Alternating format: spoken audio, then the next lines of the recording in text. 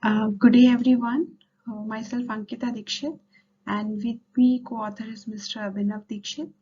We are independent authors from Noida, India, and title of our work is Smart Solution for Optimized Mass Customization Process in Smartphone Industry. And here's a table of content: the problem statement, mass customization, workflow methodology, sourcing and distribution, cost benefit analysis, and the future work conclusion. Problem statement states for our work is to deal with the dynamic customized demands of individual customer from varied segments and offer them customized solution by simultaneously achieving economics of scales. So to explain our work, first we would like to cover up the concept of mass customization. Basically, mass customization we can say as some business of the brand, they first observe the behavior and predict the preferences of the individual customers, and accordingly they make the customized product and the services and they deliver to the customers for their choices. Basically, we can say that mass customization is a marketing and manufacturing technique. It combines the flexibility and personalization of custom-made products with a low-cost unit, and it allows customer to design made to order features. Like customer, they can order feature of their choices, and the most suitable technique that is used in mass customization is assemble to order, that is the ATO. Just to give a glance on what ATO is, it's a business production strategy, and the benefits of ATO is low inventory risk, increased flexibility, short lead time, rapid production of customized product. So products are assembled from the previously completed sub-assemblies, and whenever a new customized order comes to the business or the brand.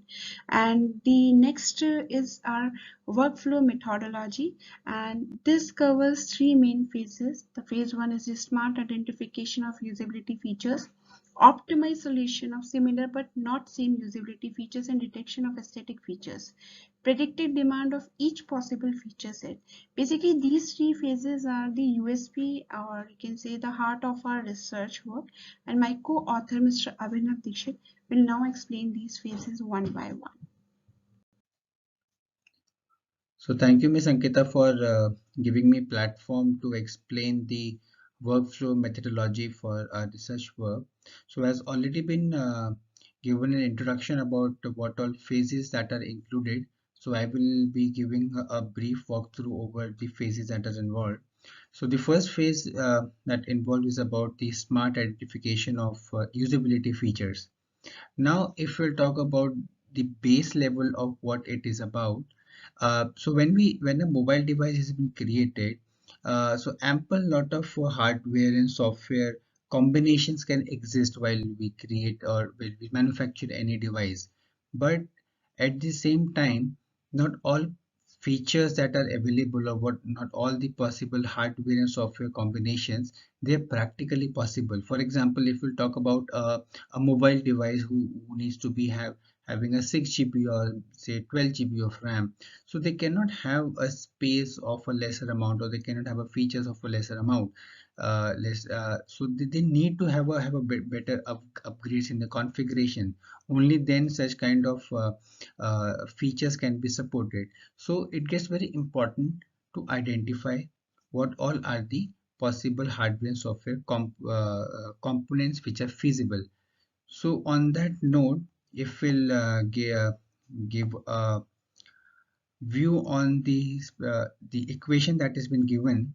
So here the M stands for the number of hardware components, N stands for the number of software components, and the variable X and Y are the possible combinations of hardware components that are possible, and Y stands for the possible components for the software are possible. But this is on a generic level. However, if on a practical basis, if we talk about, so all possible combinations already been said earlier, are not technically feasible at all.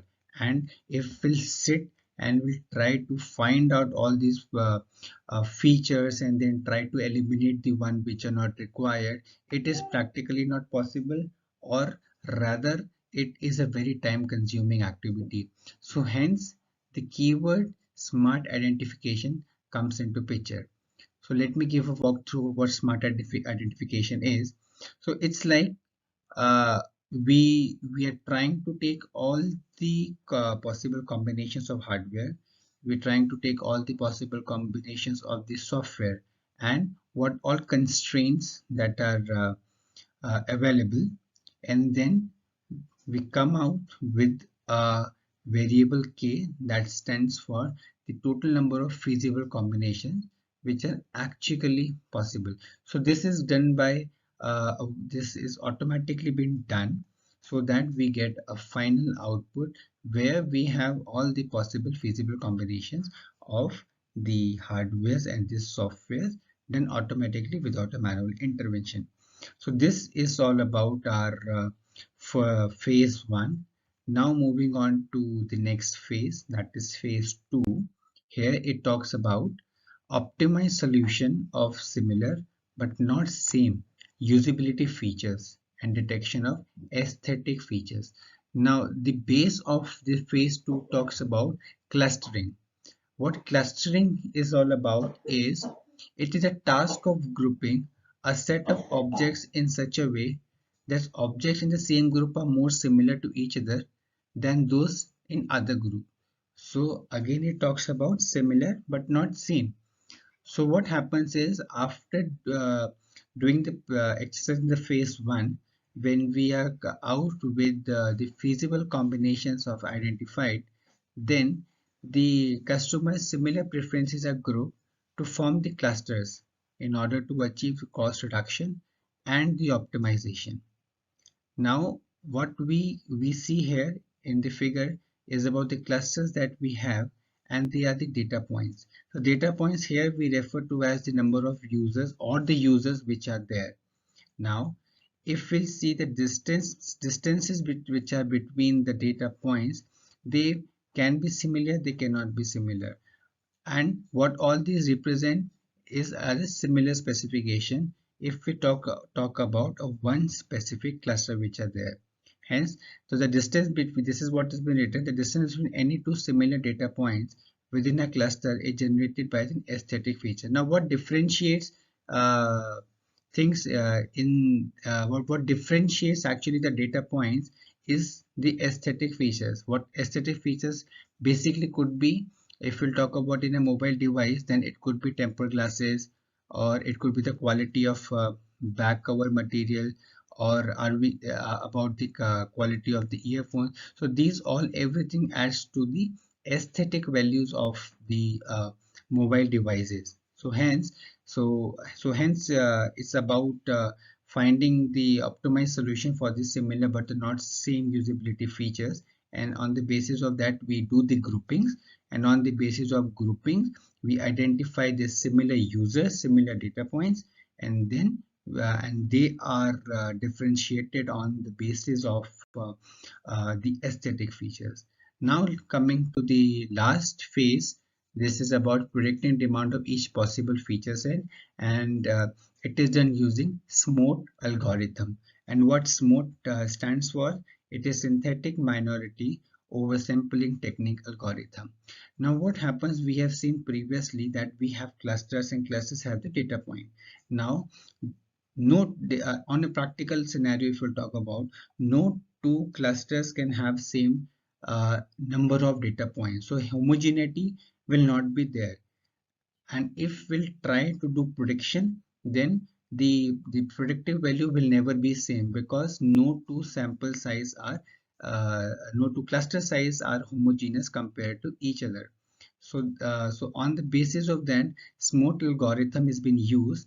So it is basically an oversampling data augmentation algorithm technique, which is used to fill each clusters with same number of elements, so that the sample size can remain same across each clusters. So if we'll see about this equation, so Cj, they are the clusters which belongs to K, and what K is, the feasible combination that we have found in the previous phase, and Pi, Pj are the augmentation factors which are added by this SMOT algorithm to make the sampling or to make the clusters same to make the clusters homogeneous across our production work.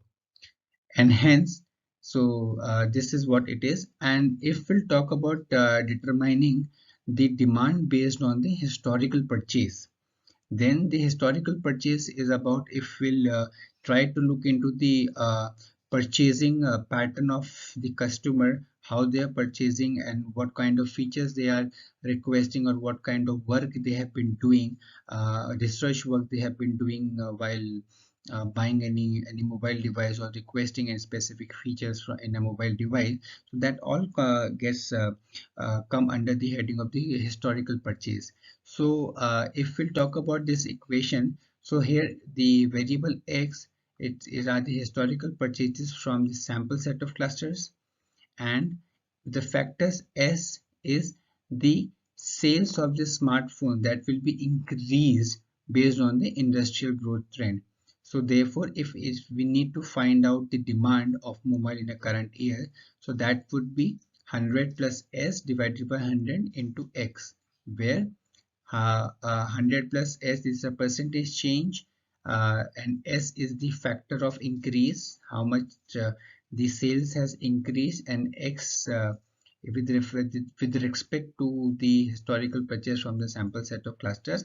And if we need to find out overall demand in a cluster, then it would be Ci plus Pi, where Ci is the cluster for and Pi are the augmentation factor. And for all the possible feasibility combination that we have into the overall current demand. So hence by this we will be able to find what all possible prediction for specific features are there in a mobile device that a user has asked for, and simultaneously and eventually the concept of mass customization can be implemented. Now moving on to the next part is about the sourcing and the distribution. Now we have analyzed, we have seen that what all work is being required to do an initial prediction of the work, to find out the feasible combinations, to group to group the customers into a similar set of clusters, and then find out or predicting the demand as per their needs. So on the basis of that, now it's become very important to do the sourcing and the distribution of the work. So now, as we discussed in the previous slide, so sourcing and distribution, it act as one of the key heart of the work done, because if we manufacture the work, if we manufacture the products, if we identify the end user demand, we do the forecasting, but if our distribution network is not efficient enough, then it is will not be able to give us the output that we seek to have from the customization of the mass customization, or we can see the volume manufacturing that we are doing. So hence the mass customization very peculiarly talks about the concept of economies of scale. So on a layman language, what economies of scale stands for, it is like the proportionate saving in cost which is gained by increased level of production. And as already been discussed in the previous slide, here we try to do manufacturing of the products as per the demands of the customers, so that using maybe the bulk production, or as I will be covering the next step, so that we have an increased level of production, keeping the cost minimum as much as possible. So there are two ways we can achieve the economies of scale.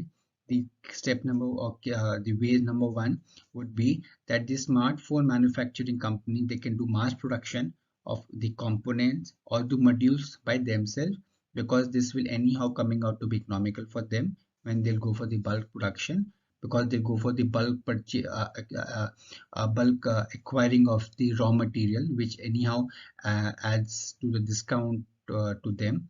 Or the second option could be the manufacturing work, they can be outsourced to the third party, so that they can manufacture the component in the large volume, and the smartphone companies, they can just do the assembling of the final product. So hence, economies of scale, it occurs from the operational efficiencies that improves with the increase of scale of production. Now, as discussed, like the main sources of how we can achieve economies of scale, either it could be doing the bulk purchase, or we can do improvement in the management quality, or in the utilization of technologies that we are using so that we can have increased efficiency or the supply chain distribution. Now, if we'll talk about the sourcing approach, there are we can have we can see a sharp difference between what a traditional approach was doing and what mass customization approach will do. So, in traditional approach, what is doing? Say we have two modules X and Y. They are produced by a third party.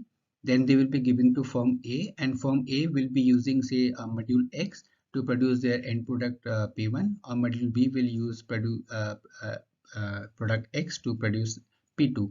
But in mass customization, a single product will be common module will be produced so that both the firms A and B can use them simultaneously. So there is no work involved by two different vendors will be working. It's like the same will be work across the firms to produce their end products. And then once the work is been done, it becomes important to do the distribution function. And for distribution, initially what the things were there was one single supply chain model, but we need to focus on the simultaneously many supply chain so that the concept of modularization can be achieved, so that we can with mass involved basically reaching out to many people, and mass customization distribution is what we have customized, and what we have produced we need to distribute it the same. So if we'll talk about it, just a, a basic supply chain flow chart is there, that we have raw materials go to suppliers, then go to factories, then to distribution center, from distribution go to retail and to the end customer. Now this is a single chain.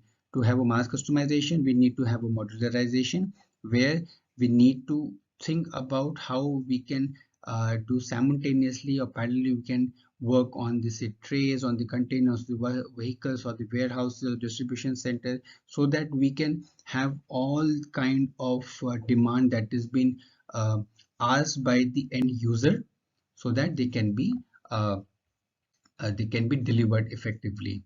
So on that note, I would like to give platform to my author Ankita Dixit, so that she'll talk about the cost and benefit analysis of mass customization. Thank you. Thank you, Abhinav. Now, covering the cost-benefit analysis, basically, when we are in a phase to decide that whether for a product we should go for the mass customization or not, then cost-benefit analysis is done. So, generally, what the business like firms they do, they practice the mass customization. First, they ensure that cost advantages should be obtained due to their scale of operation, with cost per unit of the output decreasing with the increasing sales. So basically, there are two factors that are being covered. One is the cost saving, and one is the additional activity cost. So as per the slide shown, cost savings, they have few parameters, and additional activity cost, they have some parameters. These are all basically the mathematical figures that are calculated based on the market review and other factors. And based on these mathematical calculations, decision is done whether that mass production will be done for some product or not. So you can say, if savings due to economies of integration is greater than additional cost of mass customization, then only firm will decide that they will pursue for the mass customization. Otherwise, they will not pursue for the mass customization. Now, coming to the conclusion and the future work, well, mass customization has proved to be a path-breaking approach in many industries, and like fashion, footwear, computers, mobile, and still expanding. And smartphone industry is one of such industry which have a very big potential customer base for this approach to be used. So our future work involves the simulation of our proposed work, and we are further doing the research study for more efficient AI-based algorithm. Currently, the algorithm that we have used is Mote, and we are working like how better we can enhance this current existing algorithm, and yes, how can we expand this particular idea of the mass customization in various other fields. And with this, we end our presentation. Thank you so much. Thank you.